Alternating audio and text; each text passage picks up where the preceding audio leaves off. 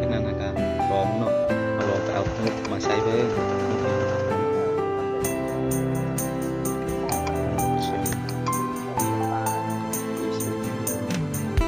วับลงมาสุดที่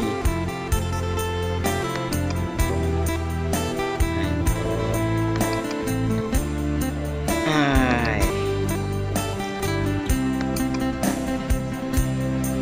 นั่น ควา ละ ม ติด รั เตอก ร์ ระหว่าง โอเค สองเฮา สาดิเนาะ พอถึงเขาแม่เจ้าให้ไปขอสิ้นโสดของอ้ายบ่พอขาดใจแท้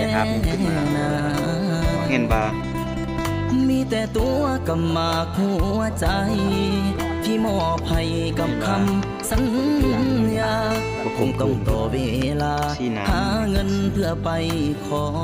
เจ้า การไปเก็บ ต่อเวลาให้อายจักหน่อย เด้อคนดี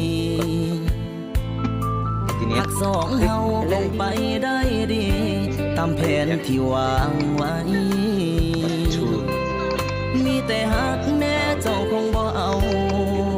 เพิ่นก็อยากให้ลูกสาวสบายจำเป็นต้องหยุดพักไว้ พักใจสู้ข่าว ต้นทุนของอายบ่คือเขาหักสองเฮาอย่าให้มันจางลง มา ขอเพียงให้เจ้ามั่นคง ต่ออายคนนี้ เงินพ่อมือใดอายสิไปขอแต่งลาคำแพงฝากบอกพ่อกับแม่อายหักเจ้าหักจริงหักแท้อายให้สัญ